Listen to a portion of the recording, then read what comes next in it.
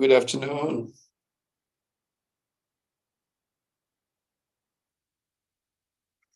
Good afternoon.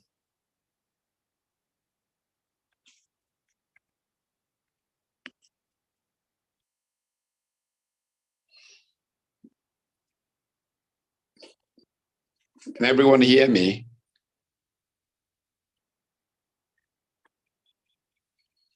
Hello, good afternoon. Good afternoon. I can hear you. Okay, wonderful. Welcome. Thank you Good afternoon. Good afternoon. Thank you all so very much for joining us on this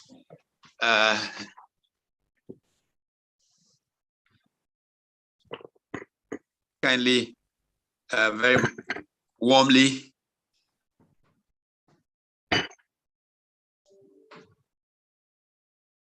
panelists for today. I want to thank very much the Minister for Works, Babajide Fashola, SAN, Engineer Charles Osezua.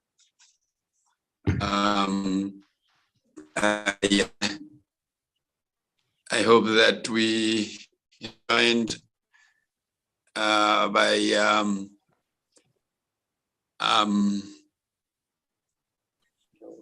yes, we have been joined by Engineer Ernest Ndukwe.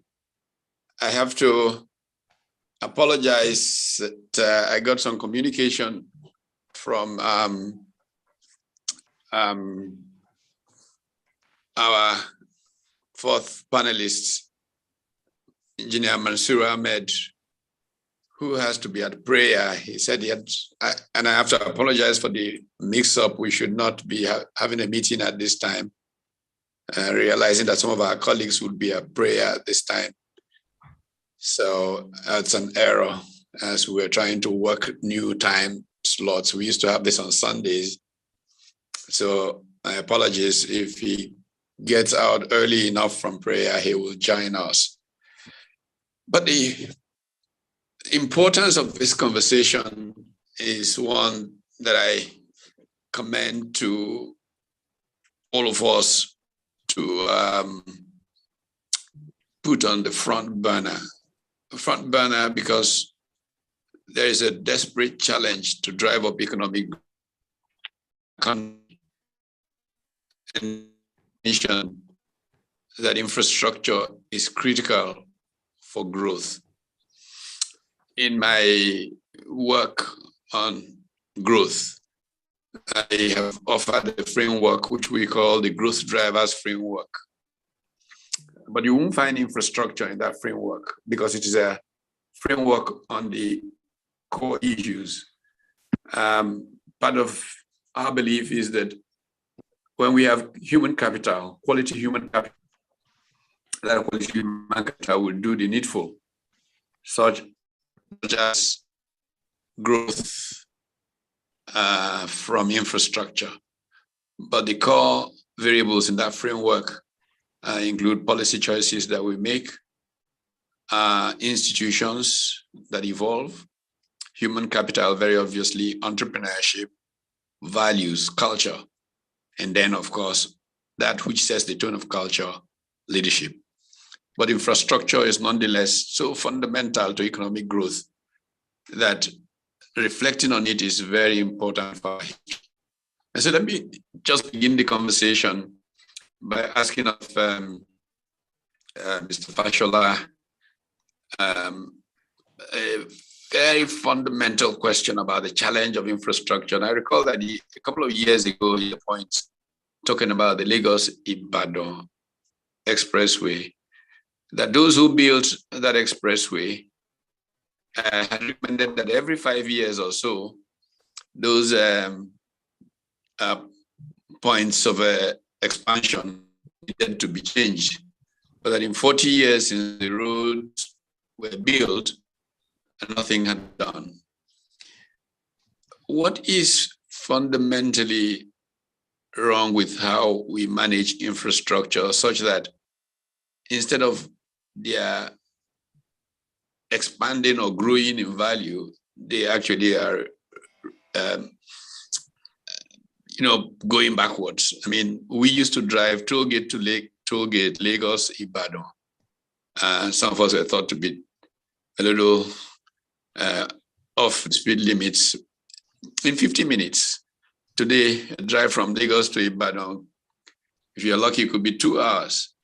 And the roads are getting better after so many years of effort to reconstruct. But, 40 years ago, it was an easier drive. What's the basic challenge with infrastructure in our country that it tends to deteriorate rather than improve, as it happens in most places? Okay, you want me to weigh in now? Yes, please. Okay, first of all, I think that I like to start from where you started, that the drivers of growth that your thesis seems to focus on excludes or does not include, if I repeat your word, does not include infrastructure. And why I agree about the human capital development, it is impossible, really. I do not see how it is possible to develop human capital without infrastructure. Because the hospital, the primary healthcare center where that child will arrive alive is infrastructure. So all the vaccines that make sure that that child does not die of the 0 to 5 diseases, or the surgical theater where the cesarean section can be done to help the mother give birth in the scientific rather than the natural with infrastructure. So, and the classrooms where that child receives instruction, or even without a classroom, now today on handheld devices, is going to be driven by infrastructure, broadband connectivity, electricity, and so on and so forth. So it is so pivotal even to the development of our human capital. So, and I want us to find the balance, because this conversation is so important, so important, that I find some very scary statements made by some of the political contestants suggesting that either infrastructure won't do anything to economic growth or won't contribute anything. And those are very dangerous, if not reckless or uninformed statements. Now, in terms of the quality of our infrastructure, aging and all of that, the whole of the Western world's basic infrastructure is actually aging. That is a fact. We are not alone. If you go behind the facade, so those of us who get the opportunity to travel, go behind the facade, you will see what is creaking and wearing after a century or two and needs to be expanded. So, and if you go to the Middle East today, you will see that they are building beyond their immediate need. So, in the middle, most of the Middle East, they are building beyond their immediate population's need. So, where is the convergence to answer your question about Lagos Ibadan? When Lagos Ibadan was built in 1978, I think it was, what was the population of Nigeria and how many cars were on the road? And indeed, how many trucks were on the road? At that time, I still recall, we were still hauling some of our petroleum products and other cargo, heavy cargo, by some of the rail was still working until all of that gradually slowed down, was replaced by trailers and tankers on the road. So instead of expanding that infrastructure, the demand for it increased, and we left it like that. So it will age and it will give way. The last traffic count that we did there suggested about 5,000 trucks per day use that route, and about 42,000 vehicles, apart from the 5,000 trucks, use that route every day. Of course, the traffic count then begins to diminish as you get to Shagamu, those heading to Ore, and those heading to Ibadan. If I may round up my explanation on this, the Murtala Mohammed Airport, when it was built in the 70s, I think was built for 400,000 or so passengers, or 4 million passengers per annum, something that minuscule. And it was intended that the terminal buildings will be expanded, because that's where the pain really is. It's in the terminal buildings, not necessarily the runway. And I think in 1976, 75, Heathrow was at Terminal 2. So Heathrow has reached Terminal 5. We have just now about completed our own Terminal 2. But the population now is processing, I think, 8 million passengers a year, something that was built for about 400,000. So it will depreciate, it will be stressed. And of course, maintenance is quite another issue. But really and truly, if you overcrowd even your own house, where now a house that was built for you and your children, you now have the in-laws and the grandchildren now living in it, it will show signs of wear and tear if you don't build out houses for them. That's the sense in which I locate that depreciation of infrastructure. And so what we must be doing, right, actually, is building for tomorrow, not just building for today. That's bringing this conversation squarely to planning. And infrastructure and planning clearly must go together and must continue to project. And it's important that you bring up this fact of how colleagues from the Middle East have gone about this. With, let's take power, which is such fundamental infrastructure consideration. At the last Afrexim Bank meeting in Cairo, we engaged this matter of infrastructure quite a bit. And I recall in a side conversation with the CEO of the AFC, and we're talking about what the people of Egypt were doing to infrastructure. And you look at power, and the president says we must have 20,000 megawatts more than we need at any point in time. And they plan towards it. They have this, if you will, excess right now. And we have struggled for years and can't go anywhere near our needs with power. I recall that when the late engineer Makoju and Senator Liali Moke were essentially the duo responsible for power, I used to host an annual conference on the power sector at the Lagos Business School. And back then, in the presentation they made, and this is probably more than 15 years ago, they pointed to South Africa and said, if we needed to have South Africa's level of power output in terms of per capita at that time, we needed to have been generating and effectively distributing 88,000 megawatts. We're still battling with actually distributing 4,000 or thereabouts. How did planning come to fail relative to infrastructure in our country? Again, taking that conversation in Cairo down, I recall that the president of AFC talked about a particular project that they are co-financing in Egypt, and how the time to delivery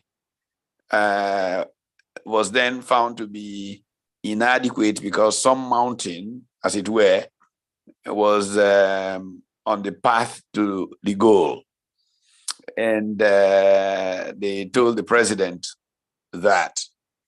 And the president said, really? And then called for a meeting a week after at the site of the mountain.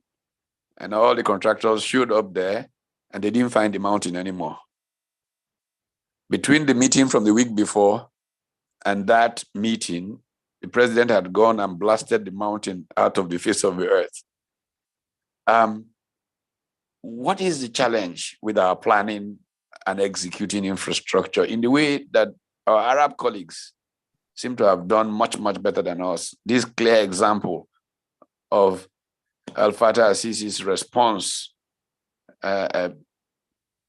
similar to our engagement with Siemens that they were engaged with. What is it in your experience? Okay.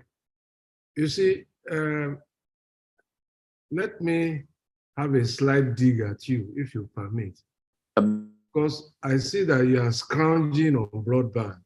So you can't even put on your videos, and that's infrastructure. So the more of it we get. That's really the truth of the matter. Don't worry, save your broadband. I like to hear you so you don't freeze.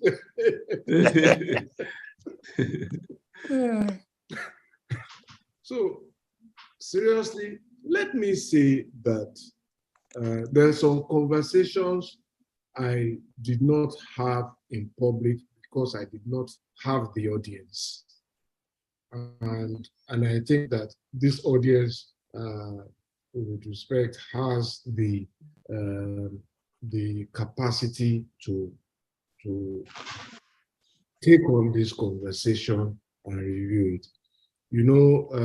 I tell people that sometimes we tell ourselves some lies, and those lies then become almost like policy and statecraft. I think it is a big lie, very big lie, to continue to tell ourselves that we have only, or we have only 4,000 megawatt in distribution in the country. It's not true. It's not true. We have only 4,000 or thereabouts fluctuating on the grid, but that's not all the power that is available in the country. Because power is agnostic to how it is produced. So if you take electricity, if electricity off the grid goes and you are charging your phone and you put on a generator, or you put your phone in power generated by that generator, it won't tell you that I'm not going to charge because it's being cut from the grid. It's going to take it. So all of the power that is being used to drive economic growth in Nigeria, if we are recording the GDP, we can't ignore the source and the input that produces that GDP. So, and it potentially will lead to a misdiagnosis of the problem. All of the generators, the industries, the telcos, and all of the banks, all of the generators, diesel generators, some a combo of gas, we must reckon and factor in that as energy produced by Nigeria. And so the problem must then be that we don't want that power in the form that it is. It's either dirty power, it's unclean, it's carbon-based. So we diagnose the problem properly and convert and say, okay, we're going to convert all of those generators to diesel. And then there are cases of overcapacity. We did an audit of the business district in Lagos. They needed just about 27 megawatts of power to power the whole business district from the energy audit at the time we did it. All of the generators there were close to 100 megawatts. So there's also overcapacitation and waste. So one of the things I did as power minister was to write a policy, the first policy in Nigeria actually, for mini grids. And this is the way to then disaggregate these things and ensure that people, clusters, estates, and all of those things can have their grids and see. But in terms of Egypt, let us also be honest with ourselves. You might recall, I brought in a company towards Badagry. We set up a manufacturing plant. They were supposed to manufacture two things, meters and transformers in Nigeria. We set up the plant in Badagry. And this was as far back as 2008 or 2010, long before the privatization was concluded. I was anticipating that when the power sector was privatized, we should stop importing meters and transformers. But what happened? We continued. I was in a subnational government then. But that's not the story. The story is that that company, El Swidi, is an Egyptian company. Mm-hmm. So as far back then, they were manufacturing major electrical components. We were not. So the story of what is happening in Egypt, there is a self-enlightened interest to expand. And El Swidi, I found out, has bought a lot of small power companies in Eastern Europe. So they're a major supplier of electricity now in Qatar. So what we must do, we don't have to manufacture everything that we need. There's places where we just won't have either the human capital advantage or necessarily the environmental advantage. So there's nothing stopping us from going to buy power as we now seek to do. Of course, on ground, you will see some challenges, land issues, installation issues, law and order issues, and those relate to governance. And of course, in a liberal democracy, you just have to follow those processes. And I don't think that all of those processes hold down Egypt. So you must be careful when you are comparing the orange and the apple. Sisi wants it done, it gets done. If you stand in his way where there are very undemocratic consequences, and you will see that that is true of most of the Middle East today. So those are the points I just wanted to make. And I think that maybe this center will help re-diagnose the problem. I was writing a monograph that we can't continue this narrative that we have 4,000 megawatts. We're lying, hiding behind the finger. People must be made to understand that every bit of electricity produced in Nigeria, by whatever means, is electricity. Let us account for it. And then let us decide honestly and consciously and say, this is unclean energy. We don't want it in this way. Yes, it of course gets back to the question of the general policy frame, decentralization. I mean, I travel around the United States very much, and as you are traveling by train, as I tend to do on the East Coast, and you're just running past power plants all over the place. There are many who think that the big challenge is this focus on the grid and centralization of power production. That if we decentralize, you take the example of Jos, and in the 60s, and you look at what one company did and how Jos had steady power supply through that season, then you wonder why there has been a resistance in the policy arena to decentralizing power. I mean, look at what happened in Lagos. You were playing then with power generated for street lights and all of those. Why should policy not move in the direction that significantly decentralizes power? And then when there is capacity built up, everyone can then work towards a grid. Why are we going the other way?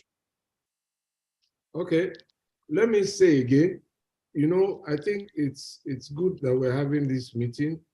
So policy has decentralized. As I told you, there are mini grid regulations based on the policy directives that I issued. And let me be clear, after the privatization, the Ministry of Power and the Minister of Power were only policy ministries. From 50,000 staff before privatization, the ministry was left with under 1,677, I recall, or thereabouts when I took office. And my role was just policy, directives to the industry. The real player in the sector, the real driver of the sector was the regulator, NERC. So, and I think that we need to focus a lot of attention on the quality and capacity of the regulatory play, especially with a lot of privatization having taken place. People are still holding government accountable for what is now largely a private sector dominated environment. Airplane inefficiency, your flights are delayed. The electricity value chain from gas to distribution. Only transmission is the value chain controlled by government. But government is the regulator, and we need to focus more on what regulators are doing and how they're doing their work, and also who gets into that space. But in terms of the core question, decentralization, mini grid policy was the answer. There are grids that you can set up now without even a permit of a certain capacity. The capacities that you need a permit from the regulator for, just like central bank can license a bank and all of that.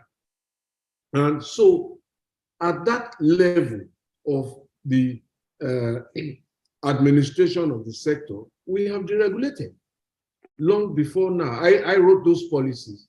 And if you go through the NEC regulations, you see the mini grid policies there, allowing people in clusters to set up their own power plants. And we use some of these policies to set up power in area in Sabongari market, in Sura market, in Lagos, and a couple of other places. But there's a lot of talk. People don't, with respect, don't follow and read up what is out there. Secondly, even on the national level, the Constitution has been amended in 2010. If you read during the 4th Amendment, if you go to the concurrent list now, power is now a concurrent matter. So in any place not covered by the grid, each state is now empowered. I think it's item 14 of the concurrent list in the schedule to the Constitution. Each state can now set up its own power plant. It can set up its own distribution company. It can do its own transmission company. It can do its own generation company. So all this talk about, oh, it's over-centralized, the laws have been broken down. Let people go and get something done instead of talking. We talk too much. Sorry. And I'm talking too. Okay, well, that's good. It's good. By the way, this happened 12 years ago, Patrick. 12 years ago. 12 years ago. Oh, okay. Okay, that's fresh. But going back, because part of what we're trying to do here is to track history and all of this. And this is a place I'd like to bring in Engineer Charles Osezua, because I know that one of the key issues that we have had with power has been gas. There was an attempt at national policy more than 20-something years ago that would allow gas to be piped to major production areas in the country. And it was to be private sector driven. And Engineer Osezua was in NNPC and working at a point as advisor to the special advisor on petroleum, if you want to put it that way. You know, there are too many of these titles Group MD in our governance process. Charlie, that proposal passed through council. I think Shell and Co were supposed to be driving it. It probably could have worked just like as a LNG project has worked. But eventually, it didn't fly. What really happened? Well, thanks, Pat. I listened to the Honorable Minister, and it's a delight really listening to you again on a panel like this. I have in the past had the privilege. And I want to also say,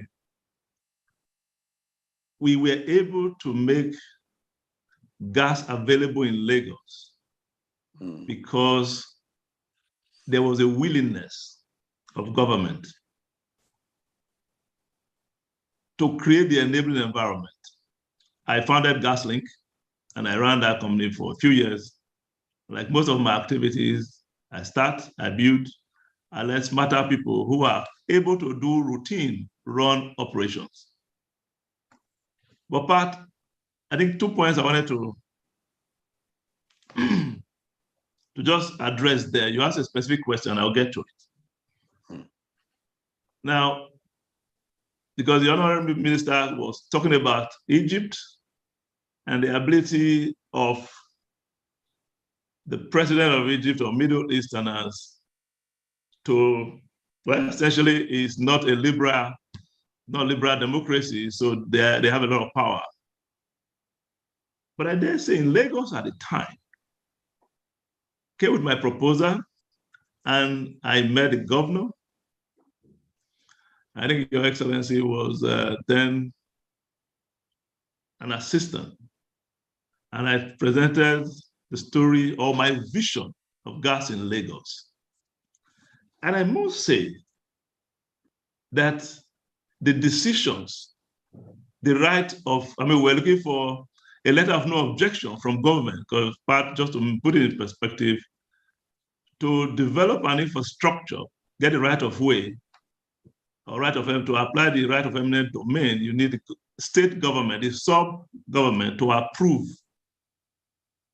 We got that. The point I'm making really is that it doesn't require a military government or a dictator to get things done.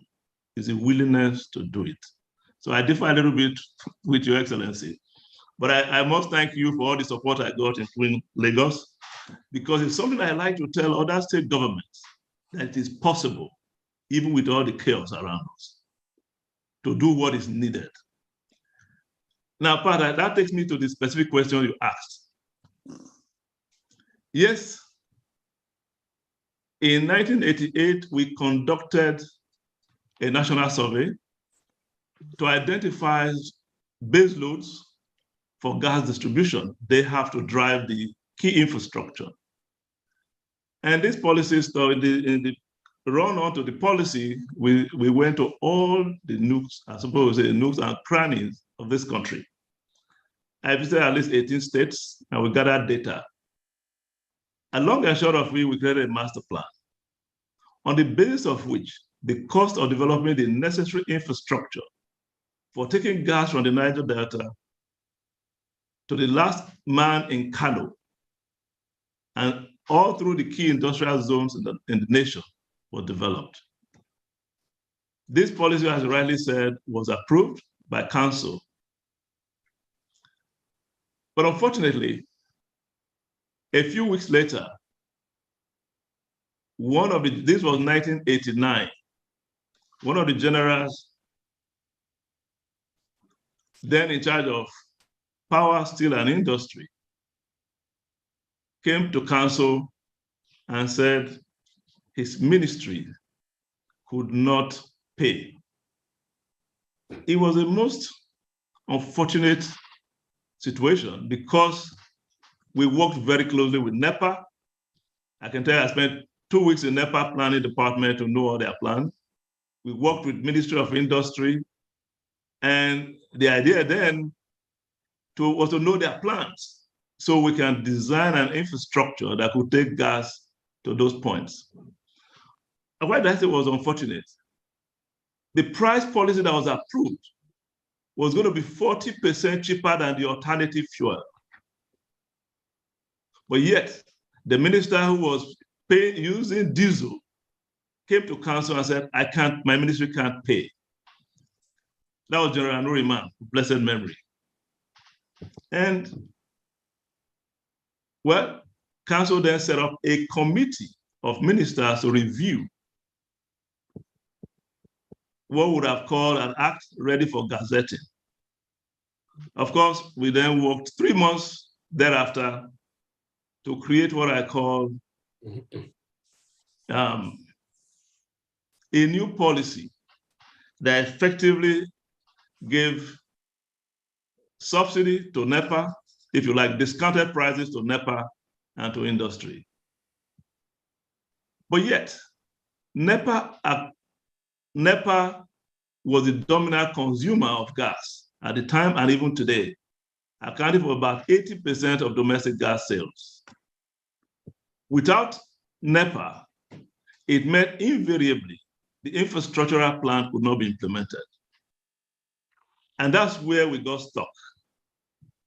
So the shell of this world that co-sponsored the study and were committed to make investments with government, with policy inconsistency or instability, they essentially stayed on the sideline and watched us do what we could do. The new policy essentially provided the commercial price for the distribution end, which was the area I eventually intervened in Lagos. And the rest is history. 30 years later, we are still trying to do AKK. But that is consistent with the history, I'll say, unfortunately, of the Nigerian energy space. I'll say policy somersaults have occurred quite a bit. We always say we have stability, but gas has not quite enjoyed that stability. And we can go back into history, the beginning of gas utilization, and how we were flaring gas and government intervention.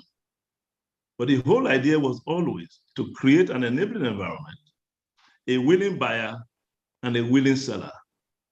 And that creates a commercial atmosphere for everybody to play and win. But we have not been able to do it. PIA is an aspiration, is signed into law. We are more optimistic with the gas decade. We are hoping we'll get there. But again, that leaves you a question mark. Because for gas to thrive, you need to have an energy environment that supports investment. With the energy industry regulated, gas has not been able to penetrate the market in certain areas. And I think that's also one challenge. Until we get a willing buyer, a willing seller in a deregulated market, we will not find the gas revolution a lot of government officials have talked about. I think I'll stop there. So I've gone beyond the question, but I hope I answered your thanks. question. It's very important that you travel in that direction, because that sets up the scene for the core of this conversation from my perspective, where I want us to go. And I will bring in Engineer Ernest Ndukwe here. Now, when we talk markets, one of the major thinkings around how we provide infrastructure is that if we can create markets, we will be able to attract private capital to develop the infrastructure. There was a really celebrated professor at the Harvard Business School called Clayton Christensen, and frequently talked about disruptions and the place of markets. Just before Clayton Christensen passed, like 2 years ago, he essentially was able to put out a book that was titled The Prosperity Paradox, with two of his former students, one of who happens to be Nigerian. The Prosperity Paradox essentially shows example of how, infrastructure can actually come, and it's come majorly through markets. Once the market is evolving, private capital will come in and do infrastructure. And one of the good examples was from the telecommunications sector in Africa and Nigeria in particular. And so I'd like to get Engineer Ernest Ndukwe to come in at this point and share thoughts about what enabled the role of the NCC as regulator to facilitate a market, which then drove private capital to provide infrastructure in the telecom space that has made that sector a celebrated case. So, Engineer Ndukwe, if you could kindly share thoughts with us, and I would like for us to then take thoughts that come from that and return to the Minister of Works and engage with how this could happen with road and other similar infrastructure, markets and infrastructure. Engineer Ernest Ndukwe. Thank you very much, Pat. Let me start by, first of all, thanking you, Patrick, for the good work you have been doing in organizing these seminars and talk shows. And it's always a pleasure listening into many of your shows.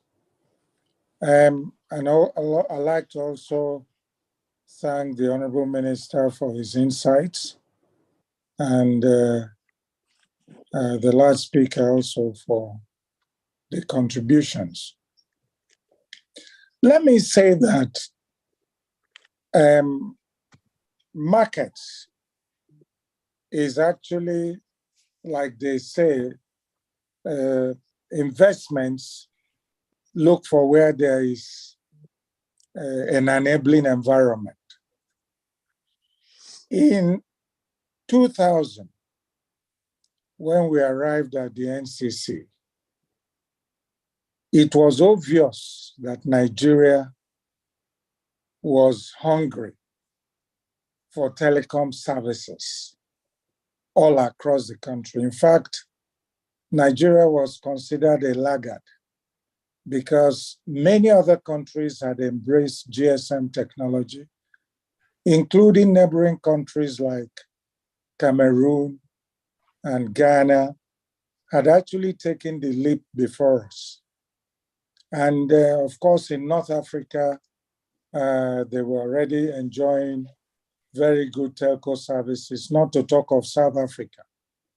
So there was a big yearning for improved telco services in Nigeria. So that was the bottom line. And when the Obasanjo regime came in, telecommunications was a priority sector. And they did what they could to assemble the right kind of people to run the sector.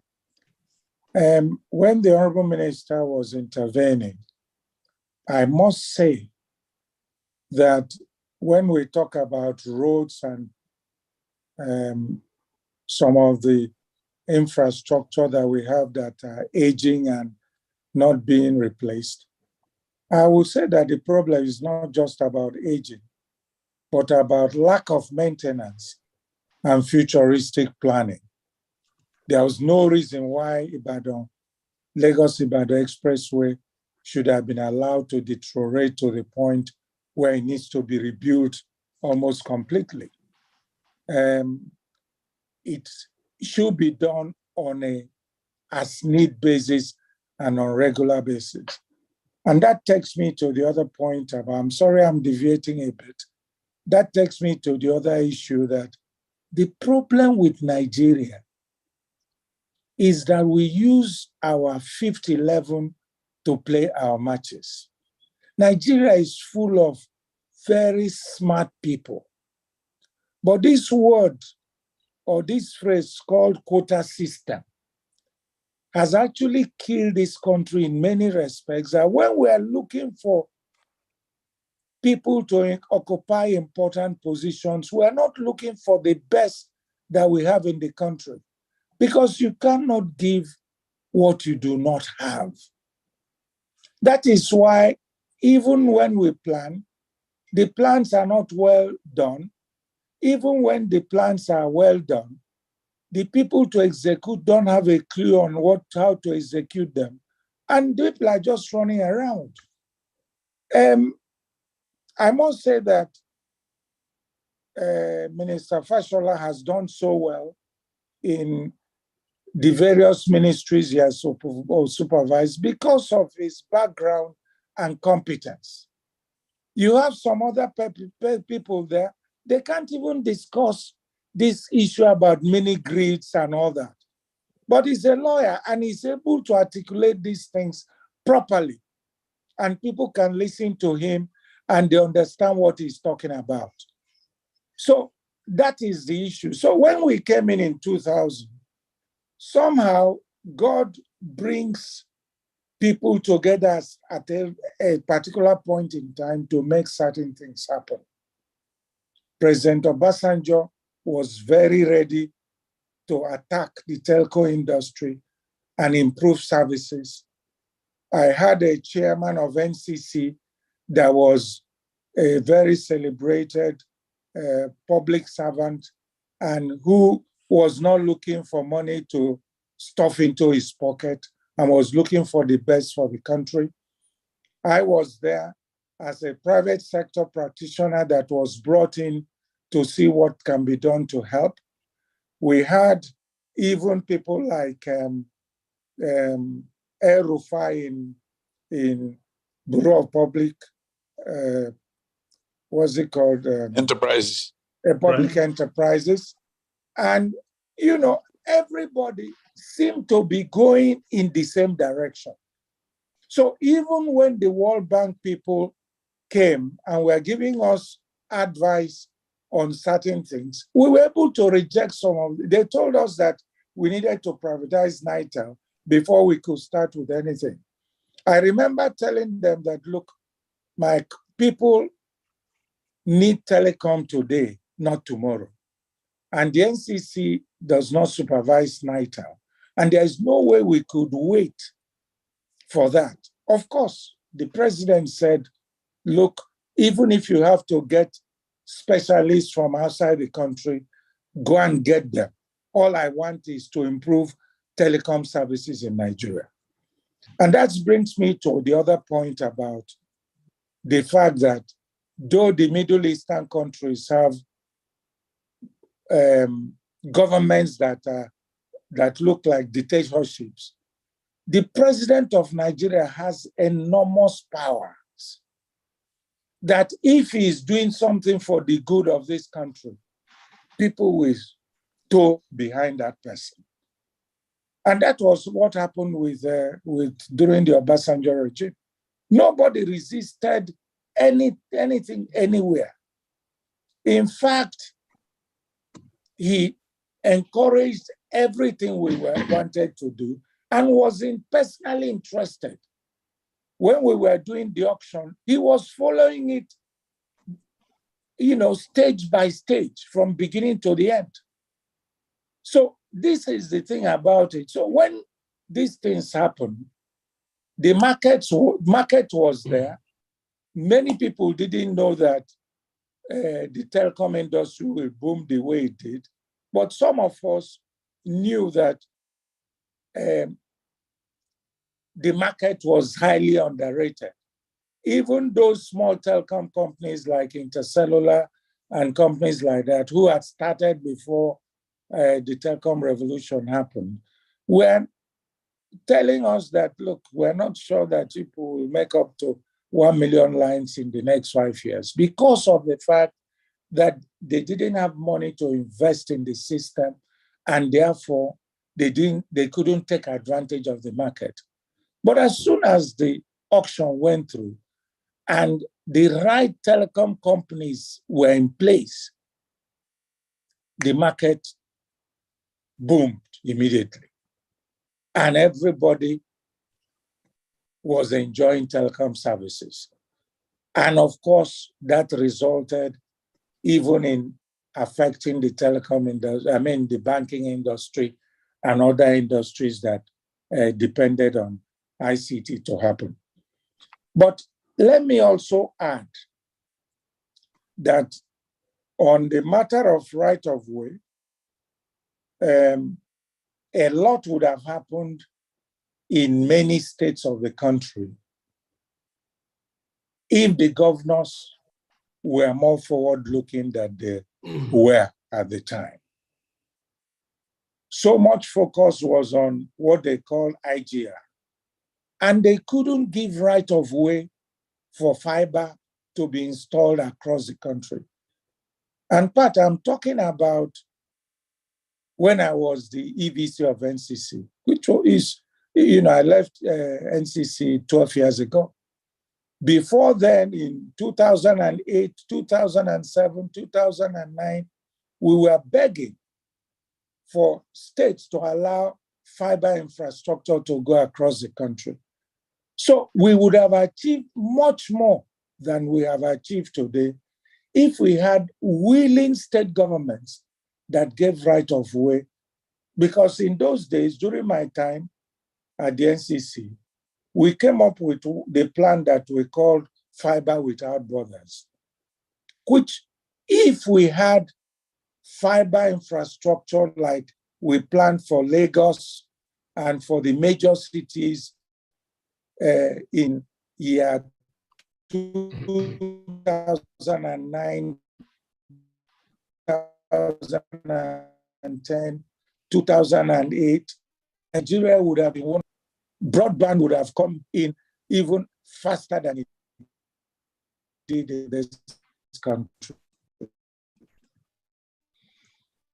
But a lot has been, and we should all be celebrating it. But markets, and there's an enabling environment created to be able to seize those opportunities, and they'll just happen. Thank you. Well, thank you so very, very much. And this is a great point to bring back the Minister of Works. You know, part of what I have tracked in looking at markets and how they create infrastructure is that they've evolved differently in different places. If you look at Australia, a lot of the infrastructure, railroad, and so on that we have there started with mining companies doing this to be able to evacuate from the mines. And they invariably became public infrastructure, and markets grew up on them. I mean, today, Australian banks are the leading infrastructure finance banks in the world because of their experience coming from there. Even the work that you did in Lagos as governor, Fashola, was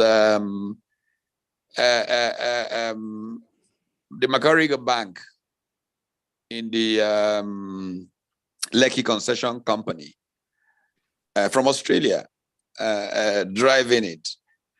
In your experience, therefore, what is the main constraint to creating markets for road and similar infrastructure in Nigeria so that private capital can come and do what our budgets cannot do? We don't have the budgets to build infrastructure Nigeria needs to grow. In the Philippines, traveling around in the late 1990s already, I mean, there was so much construction going on, you were going to go deaf. And I asked, Philippines is generally considered the sick man of Asia. Where are they getting the money to build all of this? And I said, no, it's private capital coming from other Asian destinations, Singapore and elsewhere, and of course, even the Australians. Why has it been difficult for there to be an enabling environment for the private infrastructure that is required to grow the economy? I mean, I talk about traveling around places like Shanghai and watching 3-4, double-decker or triple, four, quadruple-decker roads, literally speaking. And China wasn't a place where they had all the money in the world a few short years ago. What could we do to bring private capital into road infrastructure? Okay, so let me start by pivoting back to Engineer Osazuwa's point of disagreement with me, and just to say that there was no need to disagree.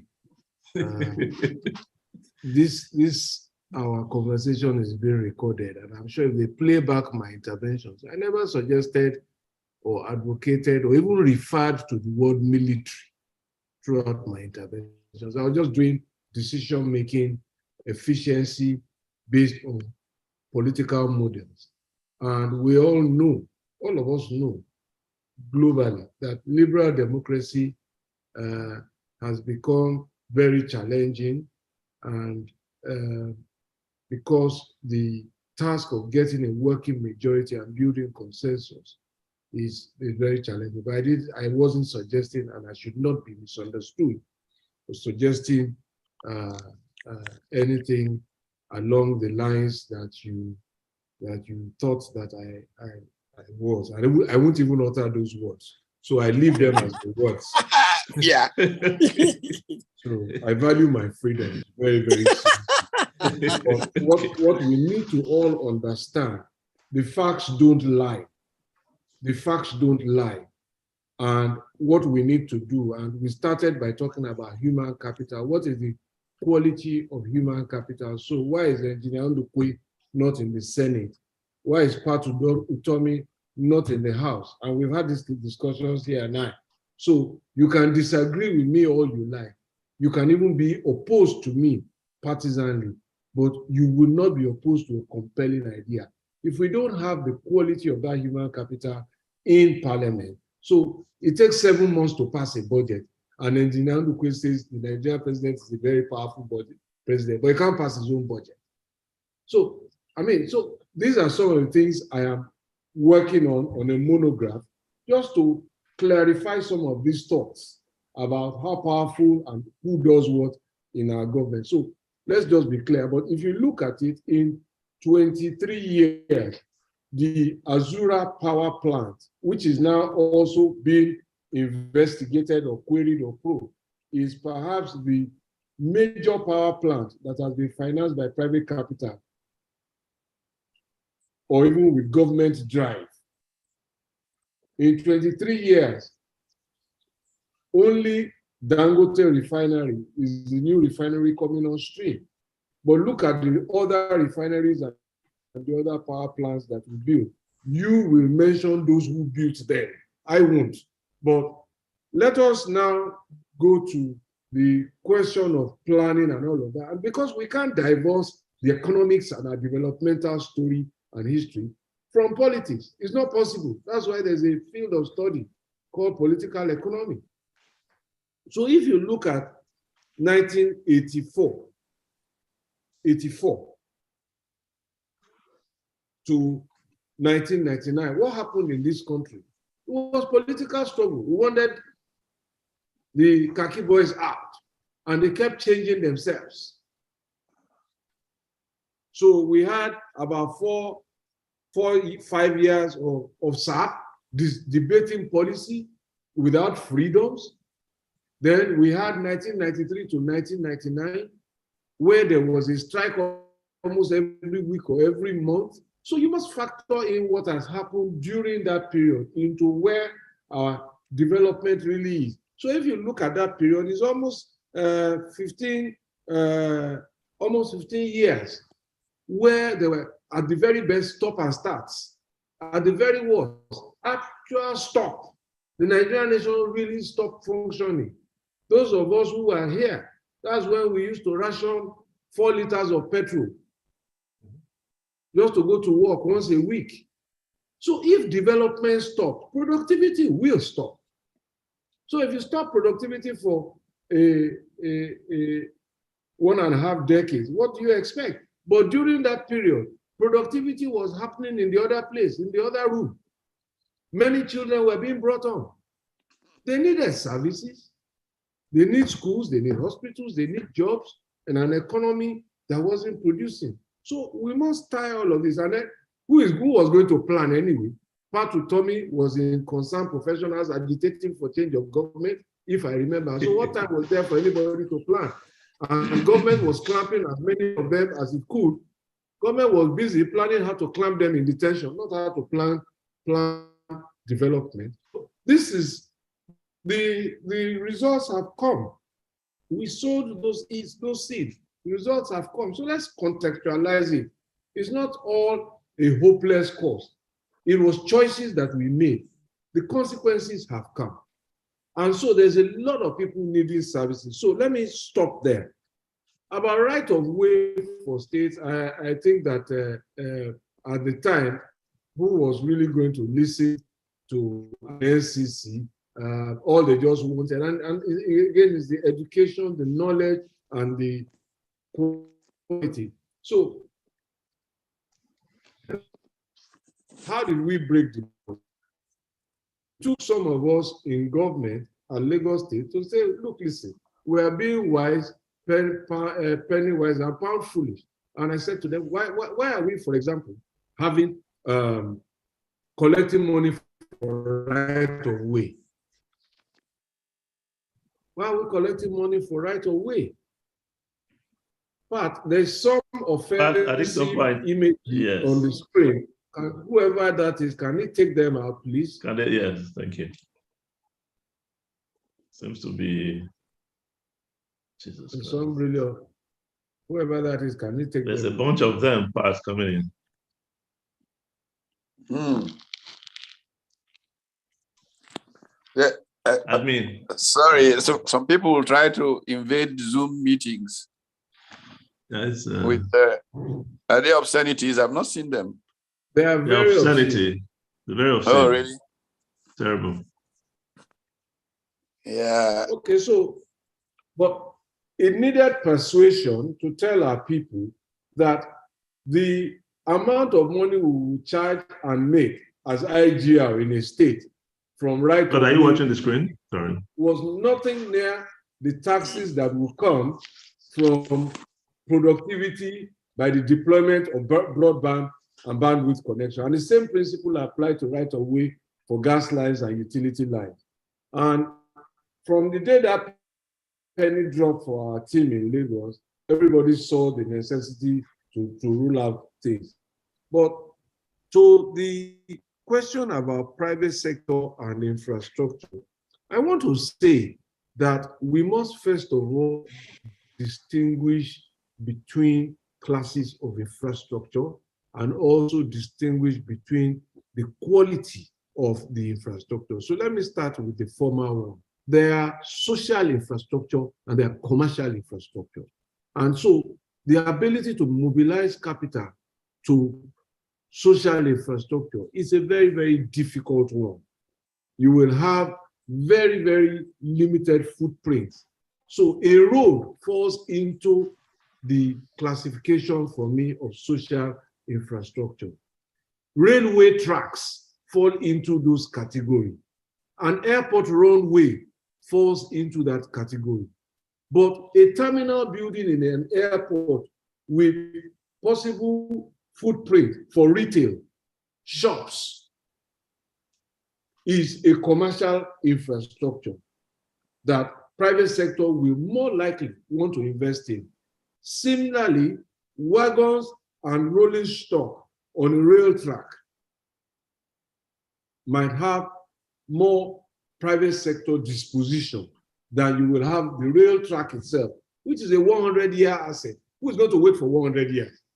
And if you want to build a 100-year asset, well, who has 100-year money to give you? So I think we need to do some of these matches as well in order to understand. Similarly, a road, 25, 30 years, but there are other facilities and services that can come on the road, like way bridges, tolling stations, toll plazas, rest houses, service areas, and all of that, ambulance services, security services, and which is what we are doing now currently. We have a process now where we are trying to concession a first phase of 12 highways. It's called the Highway Development Management Initiative. The acronym is HDMI, Highway Development Management Initiative. So you can go onto the Ministry of Works and Housing website. You will see all the information and updates about that. So it's going on in our country. It's not as if we're totally left behind, but these things just take time. The other point to also make is about quality of infrastructure. So when assets like British Gas, British Telecom, and all of those things, British Rail were privatized for concessions, as the case may be, they were functional assets. Let's not forget that. They were functional assets. So they had been built, they were running, but government was looking at private sector efficiency largely, and also how to reduce government spending in terms of overhead, recurrent expenditure, pension obligations. And so they transferred essentially functional assets. The same cannot be said of what happened when we privatized Nitel. So who was going to buy Nitel? And I said I wasn't functioning. And Ernestine will tell you what they saw. And in fact, the people who had fresh licenses got off quicker than those who took Nitel. That's another matter, a case study. But the point to make, and look at the discos, the assets we sold, the distribution assets. Now, it will seem that that was where the retail end was the most problematic. And don't forget, we passed a law in 2005 to say government should just sell those assets. Part of the reason was not because we were looking at pension and all of that, it's because they were not working, they were not delivering service. So there was a lot of capex that was required to come into them. Now, case study, Lagos-Ibadan Expressway. We purportedly concessioned that road in 2006, right? We concessioned it to a Nigerian company. But where was the money supposed to come from? So if it had gone through a proper concessioning process, and you as business advisors and some of us as legal advisors, it was a concession that was obviously going nowhere. You wanted to raise over 100 billion naira by an individual or a private sector person at a time when states were seeking permission to issue bonds for infrastructure. That was the Nigerian market at that time. It was clear to anybody, if you did the stress test at that time, that there was not going to be funding. The longest money in the market in 2005, was barely 5 years. So all of the risk analysis showed that it wasn't going anywhere. That's why government has come back now to come and take its road and build it. When we finish and we have de-risked it, then we can hand it over to private sector, manage it. Because also, all of us are in this country. This is essentially developing economy. It has its own categorization in the global investment climate rating. So the investment that first comes into Nigeria is portfolio investment before they bury assets into the ground and say we are here for good for 100 years. That's what is coming. So you can't, it's like saying that, look, you want a 2-year-old to start growing a mustache. It won't happen. 2-year-olds don't grow mustache. This for me is the summary. Let's be real with ourselves. There will be one. So the Macquarie Group came with the Lekki-Ekpe Expressway. What people don't know is that before financial close, it took 5 years after signing the agreement, and we provided the seed fund as governor. Then we provided 10 billion to start the construction. We later became subordinated lenders at the end of the day. But of course, the public did not understand, or we're not going to hear that tolls were indexed to the exchange rate, inflation rate, and the industry. And immediately that happened, one political say, oh, just elect. Major challenge for me that I had to respond to, that this was going to be a problem for the whole of Nigeria, not Lagos State, if we cancel that concession, because I knew all of the hurdles we had crossed. So at the time, some of them lied, saying people should not pay, people should close down the road. At the time I was fighting them and defending and explaining, I wasn't defending Lagos State, I was defending the credit reputation of our country. So all of these little things have consequences for whether private capital will come. Very obviously, example, they have consequences. If I may close, if I may me then that, oh, the disco is not working and all of that, why don't you just cancel the privatization? Some people in the organized labor were saying just cancel it. And I said, no, we can't cancel agreements, but we can make agreements that are not working react to regulatory and legal regimes. But we can't just get up one day and say we cancel it. How do we then go back to the next set of investors and say, oh, we just broke the heads of some investors, so you bring your own too, and say, hey, maybe you can break it again. So that's why I said, look, if my son comes to me every day and says, look, his friend's father beats him up every day. And that friend's father now says, oh, my son should come and spend the weekend in their house. Will I let him go when he's brutalizing his own son? So Nigerian, that was my perspective, but there are regulatory powers that can make those companies do what they can. And if they don't, then there's a process in the law that allows the regulator to take back their license. This is the regulatory regime, but it doesn't have to come from government or a minister saying, I just cancel. I'm a lawyer, so I know the consequences. Thank you. Well, thank you very much. You really just got to the heart of the point I was going to raise. I think it was May 28, 2019, that Forbes magazine published this article, Nigeria, Africa's money-losing machine. It was really a critique of the regulatory space in Nigeria, which made Nigeria a very, very, very risky place to place money. Now, that obviously suggests that if we're going to get the necessary private capital, which we must get if we're going to grow, deal with the infrastructure deficit, which is so huge in our country, if we're going to grow the economy, it is necessary to make our politics a place of public enlightenment about regulation, markets, and all of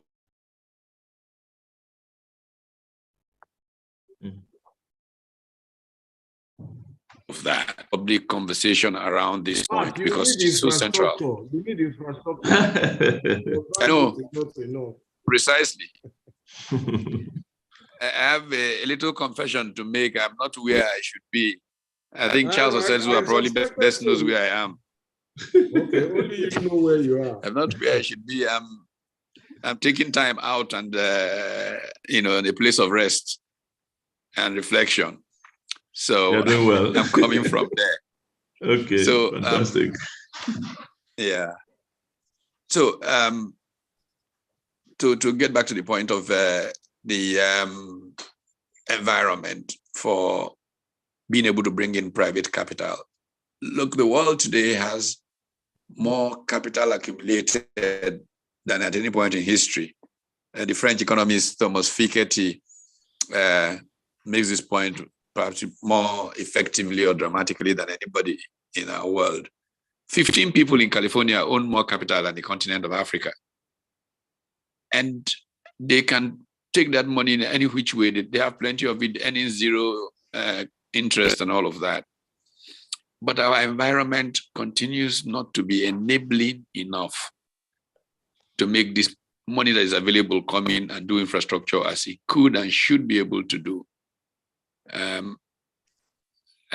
Perhaps what could we be doing? And all of us probably can weigh in with our comments on this, and then we'll move to a close because time is running away and you're all very busy. What could we be doing to create the enabling environment to stop the world from being frightened about investing in Nigeria because they would like to invest in Nigeria?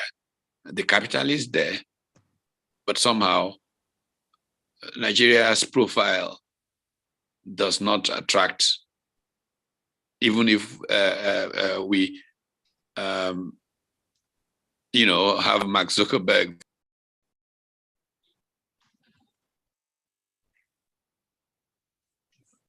Okay. Yeah, Pat, can I come in?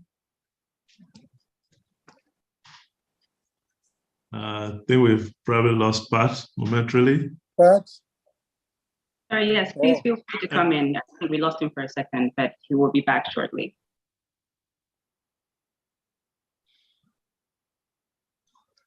And she says you can go ahead. Okay, so I can go ahead. Okay. I think there is a lot to do about enabling environment. And that falls squarely on the lap of government. Government policies, government enabling environment, issues such as security, issues such as tone at the top. All this create the impression that will enable private sector investors know where to go. They say the dollar goes to where it is welcomed most.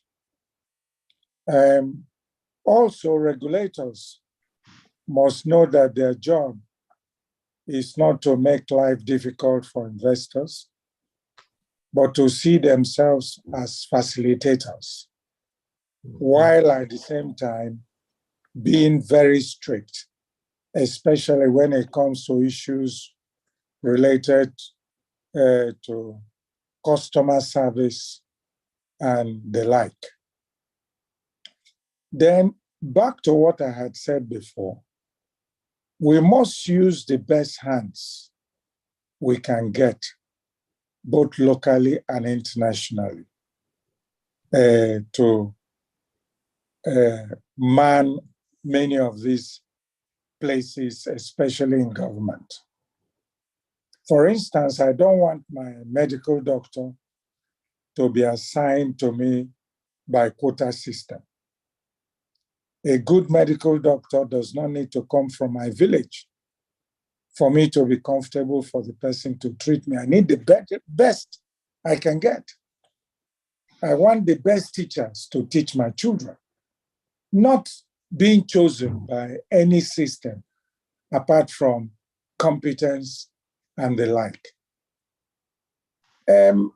Let's get the best people to help us plan. Even in planning, you know, there are some of these advanced countries where when they want to build some major infrastructure, they go on international tender for architectural designs. Mm-hmm. And people come in and give their perspectives because there's things that will last over time. So we must learn to get the best people. A Nigerian invested in Gatwick Airport not too long ago. There was a time when the foremost heart transplant surgeon in the UK was an Egyptian. Some time ago, the governor of the central bank, which is the Bank of England, was a Canadian that was chosen through an international competitive sourcing process. Once we have the right people who are exposed, who know what they are there to do, this country will fly. Because it's, if you're an investor and you land Abuja and you sit in front of the minister or sit in front of the regulator and you're not happy with the responses you're getting, you just laugh inside you and you just carry your briefcase and you promise yourself that you will not come back to that place anymore. So, but the right person at the other side of the table, talking to an investor, will give the person enough encouragement to come back to invest in that country. So I think that's my way of looking at it, that at the end of the day, if we try to play our matches with our best people, this country will fly. We have enough manpower here. We have enough patriotic Nigerians who are interested in making things happen. And like Minister Fashola said, quite honestly, I get the point you made about good people making themselves available for a political office and contesting elections and things like that is very true. In fact, one of the things I'm doing personally now is to see how we can get young people, because they must start this politics at a young age. It's not just some of us, when you finish your career in a place at the age of 60-something, you start looking for some position. and it becomes I think there must be a way we must encourage our young people to believe that serving in government is not a bad thing, and that it's a place where the best people are required. I used to tell people that my best time as a worker, my best time in serving wasn't during my private sector days when I was the managing director of GEC Telecom in Nigeria. My best time was when I was the CEO for NCC, because some of the decisions you make impacts the whole country. As a CEO of a private company, you're just looking after the interests of your shareholders. So government service is something we should encourage young, honest, good people to be part of, so that at the end of the day, we'll have a better country. And I'll just repeat and close by saying that let's use our best hands to do our jobs, and this country will fly. We still have a good opportunity in the years to come to make this country a great country. Thank you very much.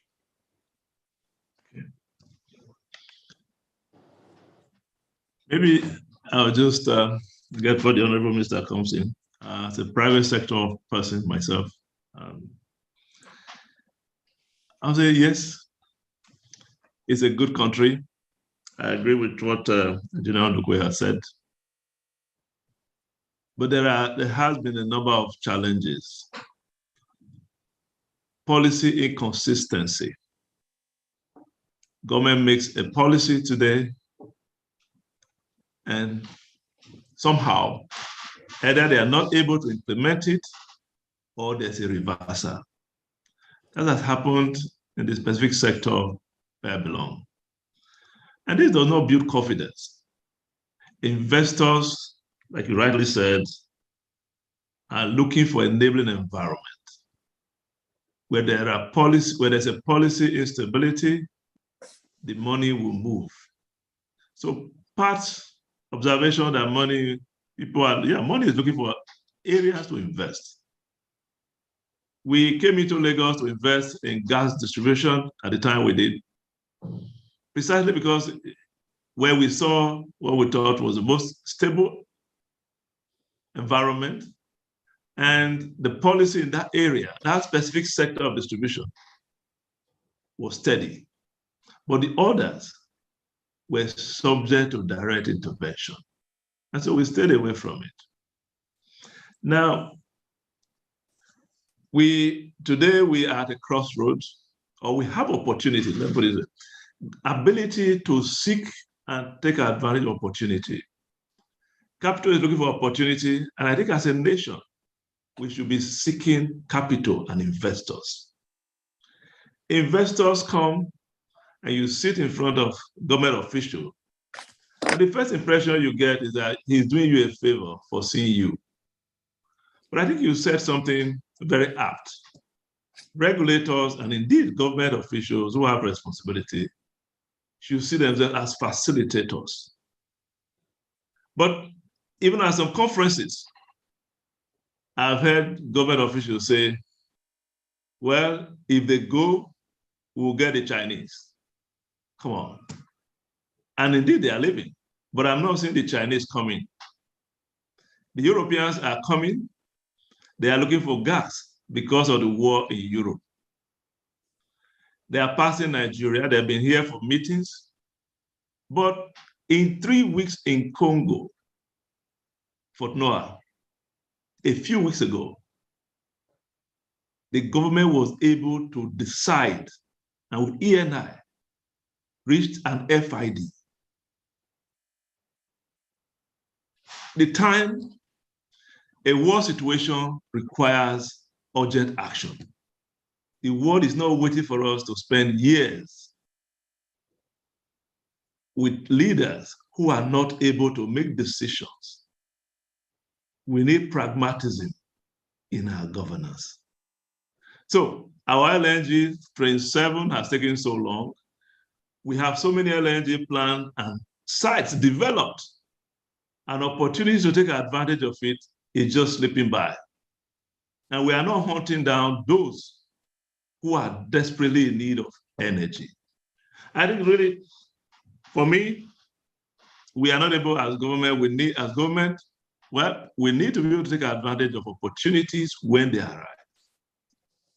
And government needs to also consult more and be more inclusive.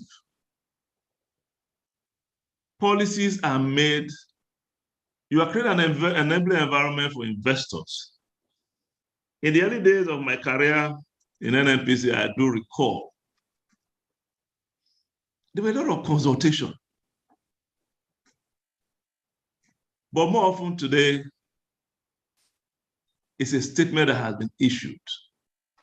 And it takes months to then understand why. I think, again, there's a need for transparency in developing policies, inclusiveness, and therefore to build the confidence so that when it comes, people can implement. Finally, I say, confidence is built not because you've signed a law, but because of what you say. Maybe what you say, but how more importantly, how you act. PIA is something we need to manage, and I hope we do. But the first test, we did the regulation of the downstream 6 months after it was signed, did not happen. And I hope we will take advantage of it. We will learn from that and do better and create what I may call a stable policy environment for people to make investment. That is what, for me, will attract investors into the Nigerian economy. And the growth and expansion we'll see, we expect rather, will happen.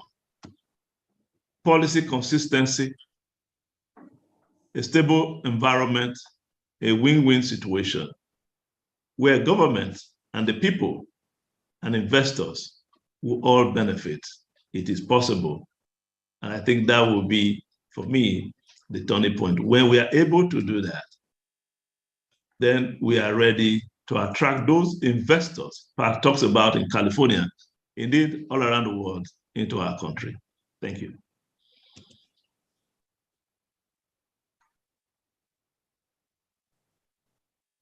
Thank you for that, Engineer Sezwa. My name is Isioma Utomi. I'm Executive Director at the Center for Values and Leadership. Apologies, I think Prof is having difficulty reconnecting from his location at the moment. So thank you for those points on the need for policy stability and, of course, an enabling environment. So if we could probably get some words from my dear Mr. Fashola on what are his thoughts, some rounding thoughts we can get from each person. Also, Mr. Ndukwe, just the rounding thoughts from each person on what your advice would be for policymakers, for Nigerians as a whole, in terms of what we can learn from our history of infrastructure in Nigeria.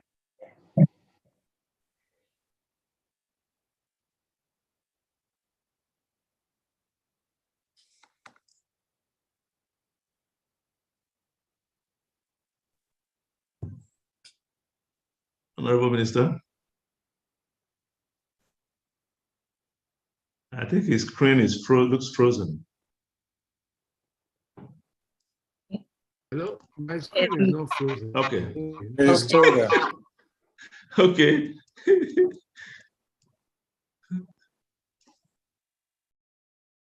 I couldn't hear what you were saying. Your communication was garbled. Were you addressing me? Hello?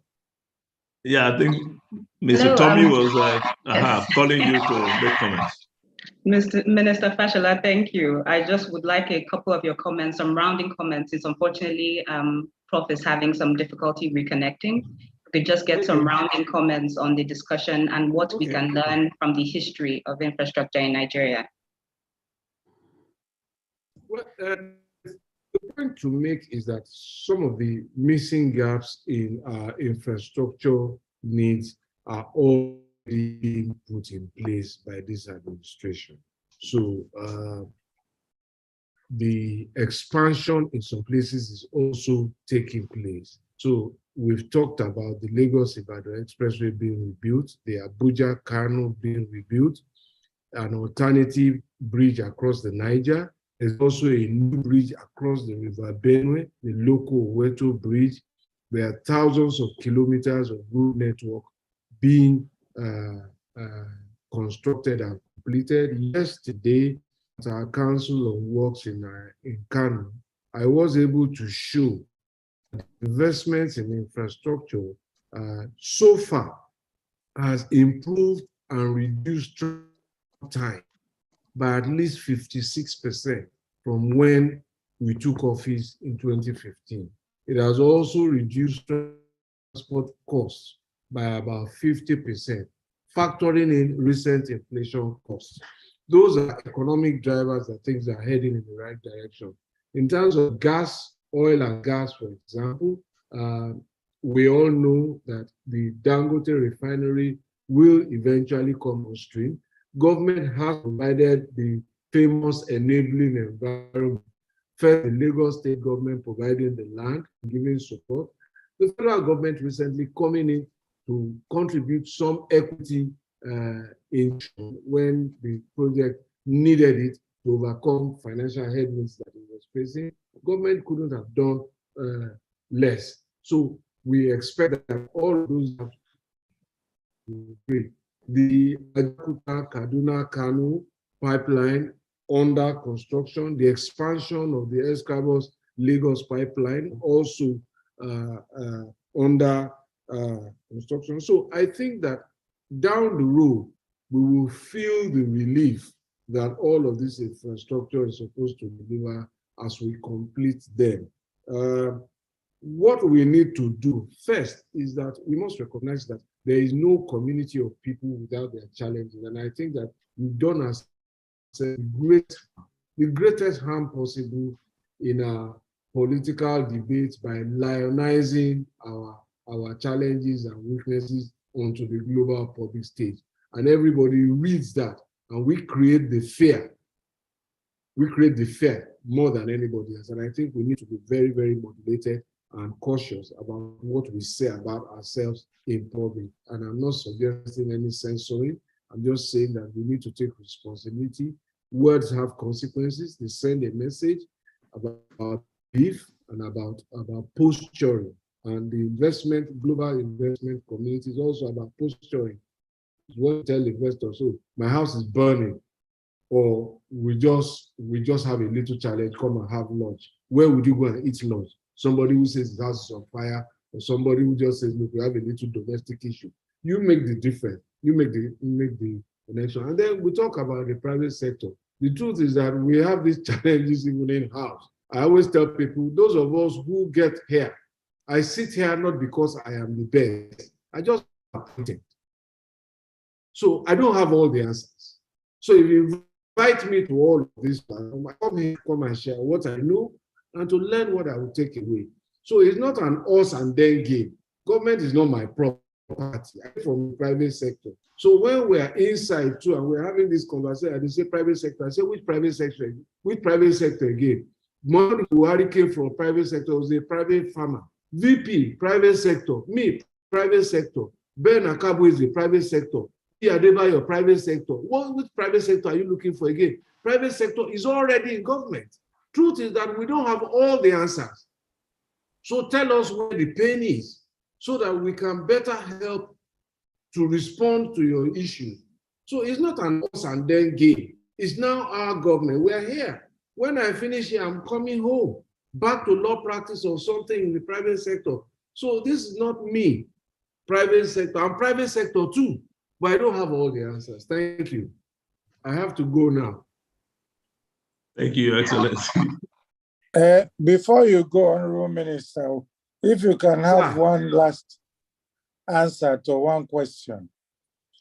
You declared road infrastructure as social. And I'm a bit not sure of how to take it because government does not have the funds to implement the major road projects we need in this country. In the past, before you came anyway, roads were usually awarded for, say, 50 billion naira. And every year, you only get a budget of 2 billion for that particular road. So I'm just thinking that there must be a way of getting private sector people to really get involved in roads and tolling those roads, no matter what. Because otherwise, many countries, there have been examples. Some people even talk about Morocco and places like that. We just have to. What is your solution actually for funding road infrastructure? Let me say to us, all of us, and I'm doing a lot of work on this, and I continue to try and explain how I understand it. I said in my last intervention, I don't have all the answers, I don't know all the problems, and I'm not the smartest. So I'm ready to take on other views. But what I see is that, first of all, the global economy is driven by MSMEs. The global economy. Nigeria is no exception. So we have 40 million plus MSMEs in Nigeria. So what I've also done, I've done a comparative study of private sector capital in road infrastructure across jurisdictions from Asia to Africa, Europe to Australia, back home. And what I see is that largely there's usually anything between 20% and 35-37% private sector to government ratio. So government across the world is the spender in terms of road transport by over 60%. I've done that survey, and they include a variety of solutions, just as the president is doing here with tax credit, borrowing, and all of those things. So we are competitive in that sense, given our needs and our size. But we have this belief that, oh, once you give it to private sector, it will happen. It won't happen because private sector wants a return. And it is not in all cases that tolling revenues alone can guarantee that return. So you are chairman of a bank or a bank's credit committee, and somebody is coming to raise capital for 200 billion to build Enugu-Onitsha highway, and he's saying it's toll plaza. So we've issued our tolling policy. Our tolling policy has prescribed certain rates, exempted certain vehicles, global standard, military, ambulance, and all of that are exempted by global standard. And you are seeing that this business plan won't work. So we are throwing in, as I said, go to the HDMI. You see what we are throwing in. We are throwing in real estate along the corridor so that advertising and developmental rights can make the case. So we want to see more, but it is not the silver bullet. Government must lead this. So I would ask that you also go back to what major governments have done, including the United States. These social assets are built on debt. All over the world, they're built on debt. Modern England was built on debt post-war. Most of America's infrastructure is built on debt. We now go there, go to school there, go to holiday there, we pay back the debt by traveling. So unfortunately, we lost the opportunity of the extraordinary revenues that came from oil boom, because Lagos and most of modern Nigeria was built on the oil boom of the 70s, including the West. Abuja was largely built on the oil boom from the Iraq War. We lost the opportunity of the oil boom from 2008. That's what Dubai used to build his economy, the whole of the UAE. Now, again, Capital is being amassed by extraordinary income by the oil producing companies. Unfortunately, we are not in this boom period. But as I tell people, don't moan about what has been lost. Start planning for tomorrow. So I agree with Engineer Ozazwa saying that 27, I want to see us now thinking about 28, 29, because there will be an opportunity again. Are we ready to play when it happens? So I don't moan about yesterday, it's gone. What can I do about today? But in closing, we have to understand that some assets are communal, some are social. I classify them that way. People may agree. I would like to listen to a better argument. But in terms of the road network in today, the A1, the A2, the A3, and the A4. The A1 is from Lagos to through Ibadan. The A2 is from Benin to Kano, or from Warri, Lokoja, and the A3 from Port Harcourt to Maiduguri, and the A4 from Calabar to A3 to Adama, and then the other one to Maiduguri. All of those roads lead from the northern to our southern ports, all be tended to at various intersections. So once you connect that, the north to south connection and the east to west connection, you've really broken the back of it from the A5 to the A9. What is that? Are largely state routes.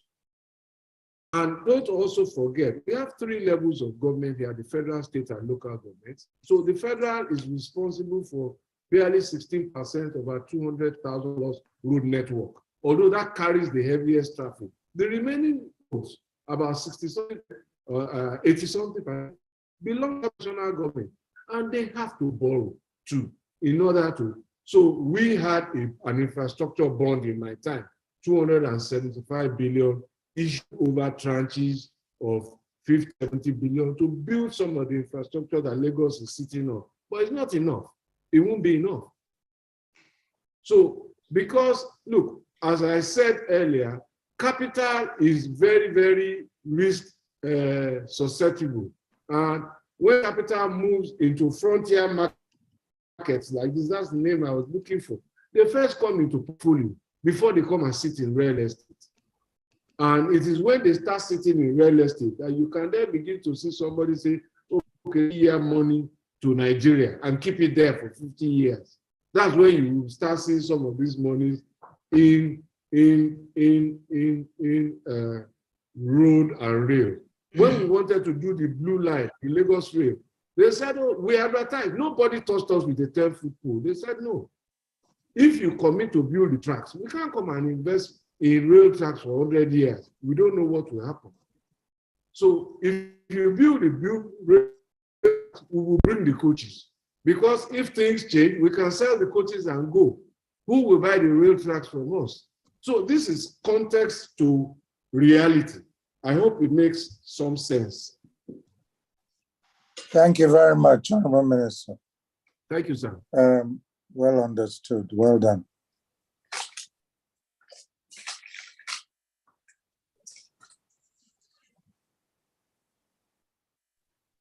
Fantastic. Thank you so much to Minister Fashola for joining us. If we could get some rounding words from our engineers, and if there are any questions, please raise up your hand. So if we could just indulge them for a few minutes.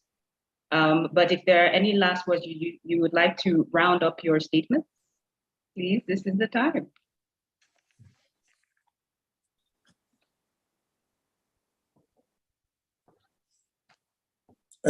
Let me just say quickly, I like the intervention by the Honorable Minister about categorization of the roads. First of all, I think that it should be a combination of private sector and government. Roads in Nigeria is a large country, and I also get the point he made about the fact that we missed out on the oil booms that should have put a lot of infrastructure fund in the hands of government. But like he said, we cannot go back in time. So what we need today is future.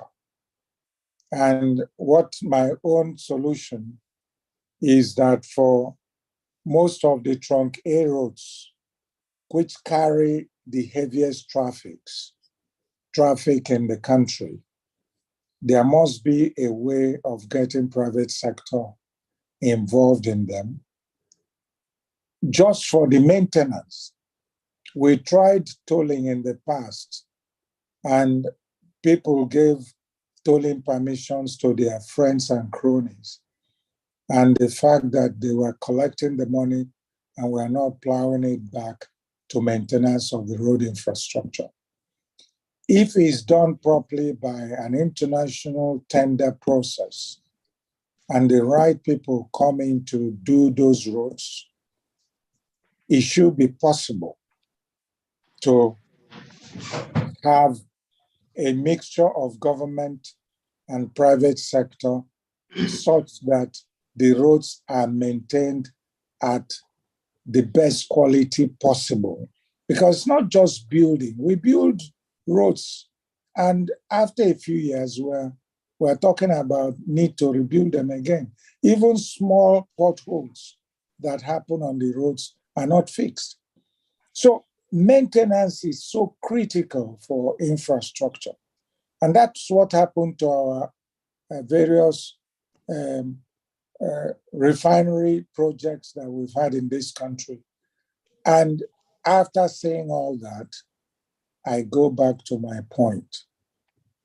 When you don't have the right caliber of people in charge of policy and implementation,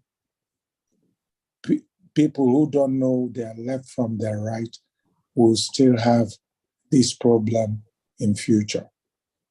We start by putting the right people with the right knowledge, the right background, the right exposure to man-sensitive government institutions. And there must be a way of getting them out of the seat if they don't perform. Our airports, I was at the Murtala Mohammed Airport the other day. I couldn't understand why that place should be in this state that it was, or it is. And some people are calling themselves Director Generals of parastatals in government. These are the things our infrastructure must be maintained all the time. Our airports, toilets, all those things must be in the highest quality possible. If Ghana can do it, I don't see why Nigeria cannot do it.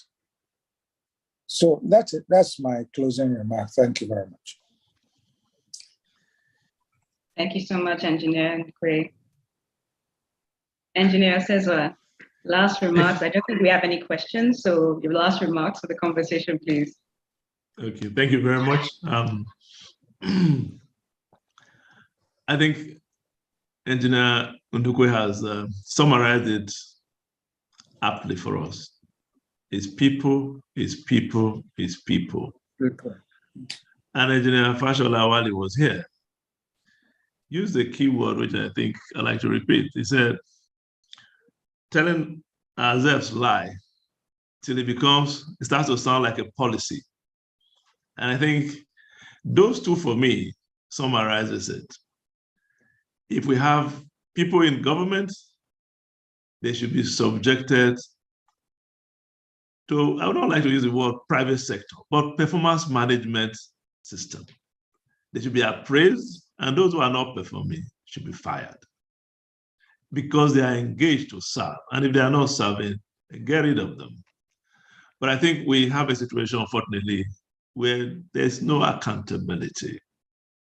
And I think the more accountable we become, the better our government will be. But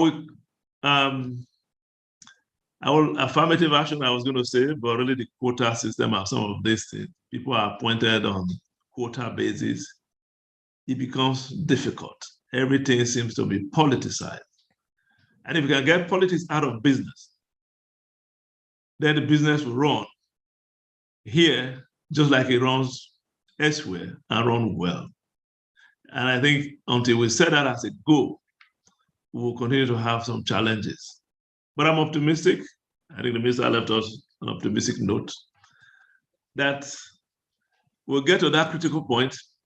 In my business, they call it systems control, where the system then decide to say, okay, I think somebody told us also how Nigerians, the minister himself, resisted the military at some point, and we resisted. And I'm hoping that we'll get to a point where we say, enough is enough. Let's do things right. We are not stupid. Because individually, at least we have some capacity. And if we work together, we can be the best we can be as a nation.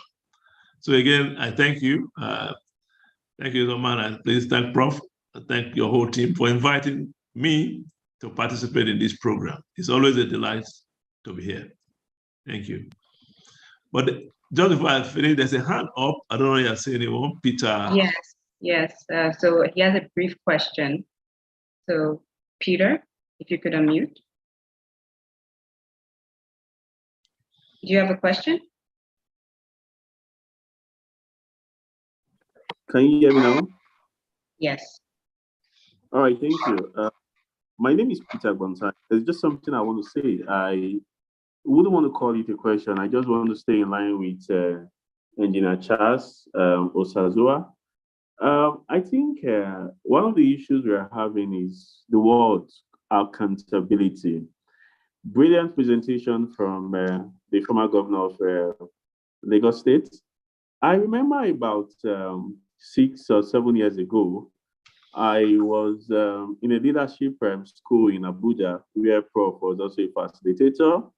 The former governor of Ekiti State, or shall I say, then he was the former governor, but now he's the current governor, Governor Fayemi, made a beautiful presentation. And I did ask a question, and I said, Your Excellency, your presentation is so beautiful. As if you know the whole solutions. And I can remember 2 or 3 years after that presentation, he was elected back as the governor of Ekiti State. My question now is, individually, most Nigerians know the answers and what to do. But why is it that when the power is given to them, there seems to be a difference from what they know as someone in the private sector than what they think they should do as someone in the public sector? Because if we want to be sincere to ourselves as citizens, the performance of His Excellency as the former governor of Lagos State is completely different and not near to excellent to his current performance as the Minister of Works. So the simple question is, we know it while we are in the private sector as a private individual, but why don't we get to implement it while we get into the public sector, through appointments, elections, and all whatnot? Thank you, Peter. You want me to try, or? Peter, I know you mentioned my name because I said performance management system, but the reality between the governor, I'm not holding forth for him, but at least we are here. And I did allude to the fact that developing a project in Lagos, I got what I would say appropriate or adequate intervention from the state government, particularly with the right of way. I have also had the opportunity of being at the center very briefly during the transition of Absalami. And I guess we can talk about some comparison.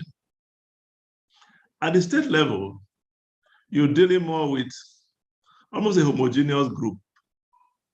at the center, you are not.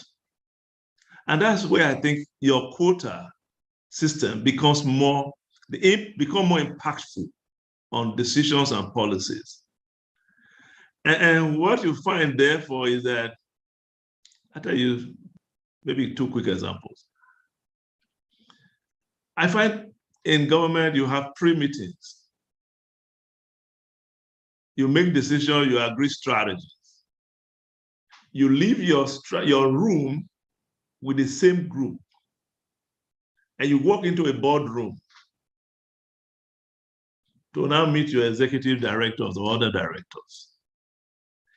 And you find people who agreed with you a few minutes ago taking a contrary position because there are now other considerations which they could not disclose to you in the pre-meeting. What am I talking about? Our ethnic, well, let me not go into ethnic, but we are talking about, again, getting the right people into the office and letting them do what they're supposed to do. At the NNPC in those days, I do recall a group mining director of NNPC was fired in what government announced as in public interest. Maybe we remember the late Aaron Adams, blessed memory, who was creating what we call the mega national corporation built on merit, introduced meritocracy into that company. I remember the Oka coup, the failed coup. That was one of the reasons they gave for intervention. I guess that's why it remains so vivid in my mind. For doing the right thing, he was retired in public interest. And I think that gives you what I would say some, I think that gives you the answer, I think. In between there, we'll see. At the center, things are a bit more complex. And I think we also have to be able to appreciate that and build what I would call a backup system. Because when there are weaknesses in any system, you then talk about, in project, you talk about recovery strategy. I don't think the policy in itself was, America has affirmative action. It's working. Now they think it's reversed. Not too far from us here, but Congo, Brazzaville, they have some system. But every system has redundancy. And we need to build the redundancy in some aspect. If you like, have technocrats or review committees or backup panels that are not necessarily executives, but review critical policy decisions that would impact a nation. What I see in my varied experience is that we do not have, in the public sector, where the impact of one individual can be so significant or can impact the nation significantly. We have no backup system. There's no review. And that's why a director or a group manager, an MD, can come to a conference and tell you, after God is government. I don't know whether you've heard that from people. So there's that sense of, there's a hangover from the military era, but there's also this fact that, okay, I'm the one that made decision here, right or wrongly, the system will go on even without the best.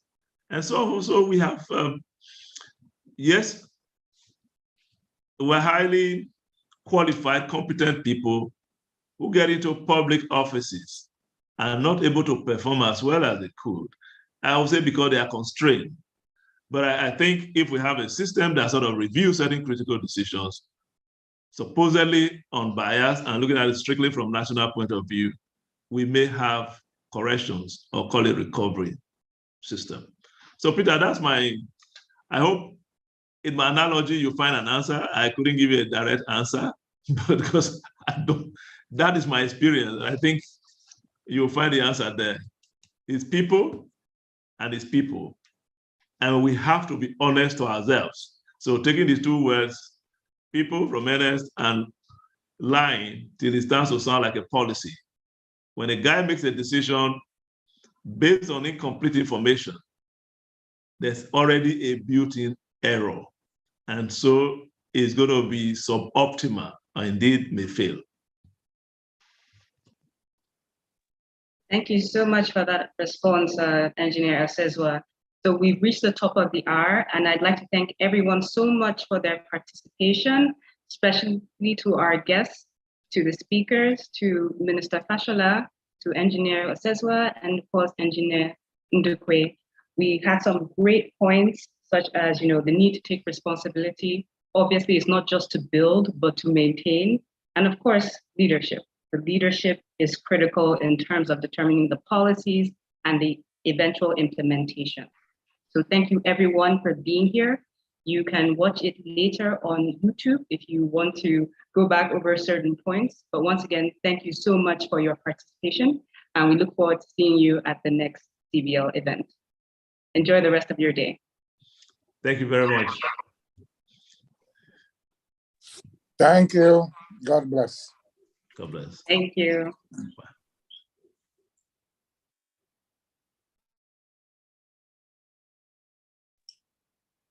Isioma, well done. Thank you so much.